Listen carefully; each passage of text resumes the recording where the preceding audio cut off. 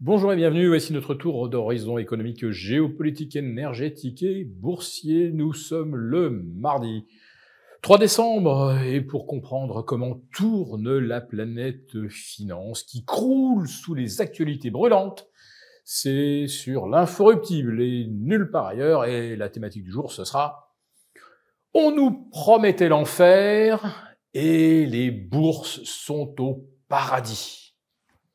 Ouais, on nous promettait l'enfer il y a 3 semaines. En cas d'élection de Donald Trump, la moitié d'Hollywood allait se délocaliser sous d'autres cieux. Les traders démocrates de Wall Street allaient migrer vers Montréal ou Ottawa.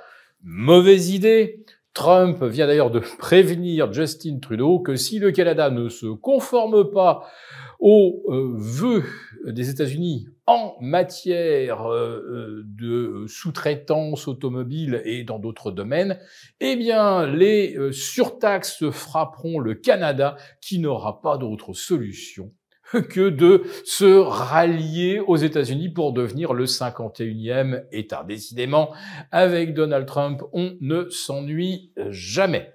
Bon, en ce qui concerne la France, alors, je vous le disais hier, le gouvernement Barnier va probablement, voire même sûrement tomber pour aboutir à quel résultat ? Peut-être à un gouvernement Barnier 2. Parce que de toute façon, qui que ce soit, on voit mal quelle coalition pourrait être formée. Et il y a quasiment aucune possibilité de réduire les déficits, donc de faire évidemment des mécontents, ponctionner de l'argent ou en distribuer moins. De toute façon, à la sortie, il y aura moins de pouvoir d'achat pour les Français. Aucun parti politique ne voudra être celui qui a autorisé un gouvernement à tondre fiscalement les Français. Ah bah si, quand même. Il y a LFI qui a déposé, je crois, 2 ou 3 000 amendements pour justement aller piquer plus de fric aux riches, toujours les mêmes naturellement. Alors, je vous disais que les bourses sont au paradis. Après le Dow Jones vendredi dernier, c'était au tour du S&P, au-delà de 6045, et du Nasdaq 100 d'ailleurs, de battre de nouveaux records absolus. Et aujourd'hui, figurez-vous que le DAX, atteint les 20 000 points. Bon, vous me direz, la veille, on était déjà à 19 900. Ça semblait assez évident qu'ils allaient essayer de coter 20 000 pour au moins permettre d'exercer des options et de maximiser les gains sur ce strike.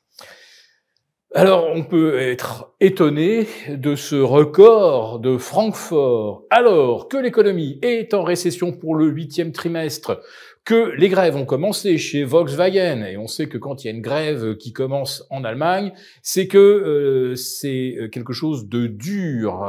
Si on a épuisé toute la négociation, et il y a un vrai culte en Allemagne pour la négociation avant d'en arriver aux grèves, quand on en est là, c'est que vraiment les partis sont déterminés. Et il y a également des grèves dans la sidérurgie où ça va être une véritable hémorragie d'emploi.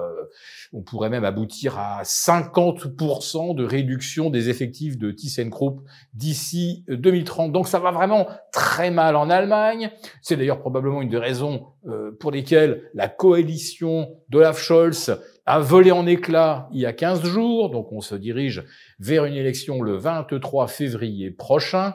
Élection qui sera bien difficile à gagner pour Olaf Scholz, sauf s'il se pose comme candidat de la paix plutôt que de l'entrée en guerre de l'Europe aux côtés de l'Ukraine, alors que son potentiel successeur, patron de la CDU, Monsieur Merz, et patron de BlackRock, lui, veut que l'Allemagne soit entraînée dans un conflit potentiellement nucléaire. Bref, l'Allemagne, c'est l'incertitude politique. C'est comme en France, l'industrie se crache et les indices sont au plus haut. Oui, mais toujours tirés par deux valeurs, à savoir SAP et Rheinmetall. Qu'est-ce que fait Rheinmetall? Évidemment, des blindés qu'on compte envoyer en Ukraine.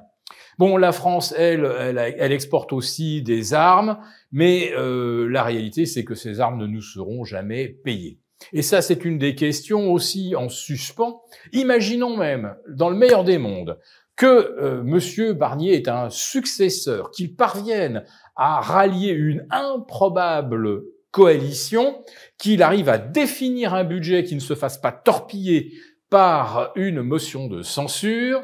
Qu'est-ce que vaudra ce budget si, depuis l'Élysée, on décide de donner 3 milliards de plus à l'Ukraine, 5 milliards de plus à l'Ukraine, alors qu'on va chercher 200 millions par-ci, 150 millions par-là, en projetant de taxer, par exemple, les reventes de vêtements usagés, de surtaxer les véhicules d'occasion. Bref, on va chercher des bouts de chandelle et de l'autre côté, on est prêt à dégainer un spot de 3 milliards, alors qu'on n'a évidemment pas le premier euro pour le financer.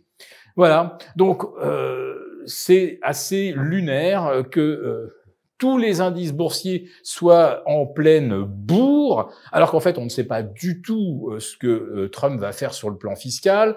S'il met des tarifs à 100% sur les importations chinoises et autres BRICS, il y aura évidemment des mesures de rétorsion, voire des embargos. Et de toute façon, on le sait, à la fin, la surtaxe, eh bien, c'est le consommateur qui la paye. Imaginez donc que Trump taxe tous les pays des BRICS. Les États-Unis pourraient voir leur économie s'arrêter net à partir de février ou mars 2025. Alors, jusqu'où va aller le rallye des indices boursiers? Évidemment, il y en a beaucoup qui voudraient que ça aille jusqu'au 20 décembre prochain, la prochaine journée des 4 sorcières. Et c'est vrai qu'en ce moment, on a l'impression que tous les freins ont lâché et que là, c'est pas un ascenseur qui chute, non, c'est un ascenseur qui est aspiré vers le haut. Mais une fois qu'on arrive en haut des rails, qu'est-ce qui se passe? Pour vous remercier de votre fidélité, vous pouvez télécharger gratuitement, en cliquant le lien ci-dessous, mon rapport spécial vous expliquant comment réduire légalement les impôts sur vos plus-values boursières. Merci et à bientôt. Merci beaucoup d'avoir regardé cette vidéo. N'hésitez pas à réagir dans les commentaires ou à liker et partager cette vidéo si le contenu vous a plu. Et pour ne rater aucune de nos prochaines émissions, vous pouvez vous abonner à notre chaîne et activer les notifications. Et pour plus de contenu, n'oubliez pas que le dernier rapport rédigé par nos experts est accessible en cliquant sur le lien de description. On se retrouve tout de suite dans les commentaires et je vous dis à très bientôt pour une prochaine vidéo.